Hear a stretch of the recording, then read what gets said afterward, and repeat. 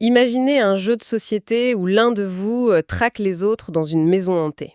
Un peu comme dans un film d'horreur, quoi. C'est ça le concept de Terrorscape.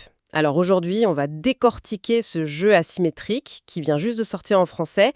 On se base sur notre propre article, celui où on l'a vraiment mis à l'épreuve. C'est notre opinion, forgée après pas mal de parties. Absolument.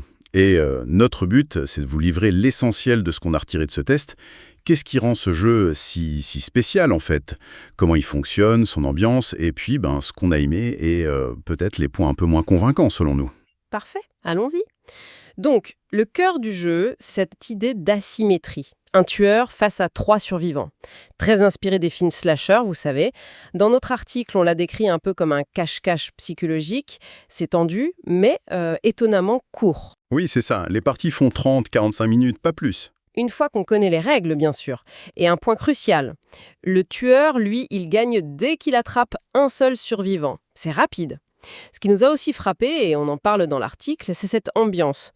13 secondes degrés. Ouais, un peu décalé, avec un humour noir assez assumé, malgré le thème qui pourrait faire peur. C'est pas si sérieux, finalement. Exactement.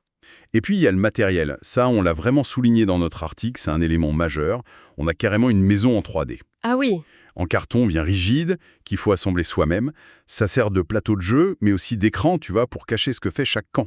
Il y a même une tour AD intégrée. c'est pas mal ça. Mais du coup, le montage et le démontage. Voilà, c'est un point. C'est presque un petit atelier de loisirs créatifs, quoi. Ça prend un certain temps, surtout si on compare à la durée d'une partie. On l'a noté, ça. Mais bon, le matériel a l'air plutôt résistant.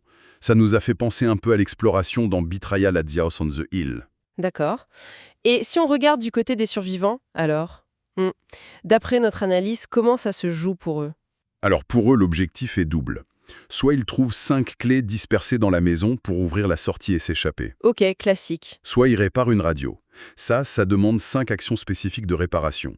Et une fois que c'est fait, attention, faut encore survivre 5 tours de plus. Ah oui, d'accord. Et on a différents types de survivants, c'est ça? Exactement.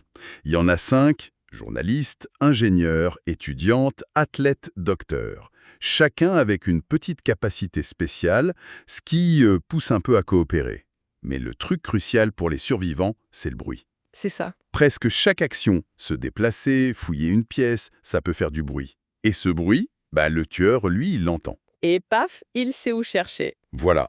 Certains objets qu'on trouve peuvent aider, donner des actions bonus, mais parfois, ils font aussi du bruit. C'est un dilemme permanent qu'on a trouvé vraiment bien fait dans notre test. Et pour le tueur, alors? Sa mission, elle est plus directe, on va dire. Oui, juste attraper un survivant et c'est gagné pour lui. C'est ça. La boîte de base propose 3 tueurs différents. Le boucher, l'âme en peine et le meurtrier.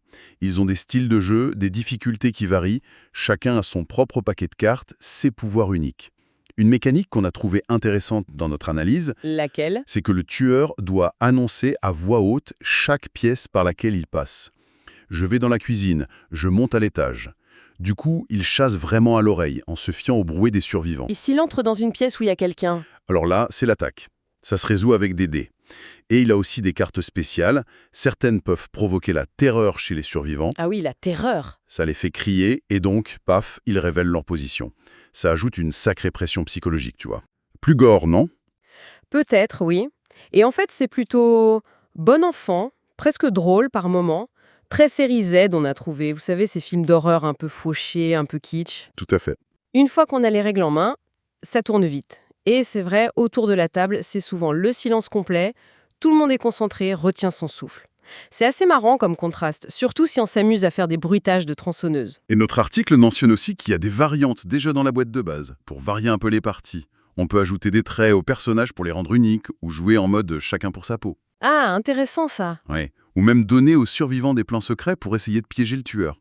Ça, c'est bon pour la rejouabilité. On a aussi repéré qu'il existe 3 extensions, en anglais pour l'instant, qui ajoutent d'autres tueurs. Loups-garous, des créatures genre Lovecraft, des golems. De quoi renouveler l'expérience donc. Voilà.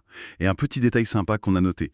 Ils fournissent des pions de rechange dans la boîte, au cas où on en perdrait un. C'est bien pensé. Alors pour résumer notre verdict, celui qu'on a mis dans l'article, on a beaucoup aimé, on lui a mis 4 étoiles sur 5. Un très bon jeu, ouais. Ce qu'on a surtout retenu, c'est ce face-à-face psychologique hyper tendu, la maison en 3D qui est super immersive, et puis ce ton décalé, un peu second degré, qu'on a trouvé rafraîchissant. Et les points faibles qu'on a identifiés? Principalement le prix, qui est quand même assez élevé, et ce temps de montage et de démontage qui peut être un peu rébarbatif, disons, mais on le recommande chaudement aux amateurs de jeux asymétriques qui sont rapides, rejouables et qui aiment cette humeur un peu noire des films d'horreur bis. Notre conclusion dans l'article, c'était même parfait pour Halloween 2025. Donc, en bref, si on synthétise notre analyse, Terrorscape, c'est une expérience de slasher sous forme de jeu, asymétrique, tendu, mais marqué par ce plateau 3D vraiment unique et une atmosphère étonnamment légère vu le thème. C'est rapide à jouer une fois que tout est prêt, mais ça demande un certain investissement en argent et en temps de préparation. Tout à fait. Et pour finir, une petite pensée qui nous est venue en rédigeant justement notre article. Ce côté très second degré, presque comique parfois, alors qu'on est sur un thème de meurtre, de violence, ça pose question, non? Jusqu'où on peut aller dans la transformation de thèmes assez sombres en jeu pour que ça reste amusant sans devenir malaisant? C'est une bonne question. Une réflexion qui dépasse un peu le cadre de Terrorscape finalement.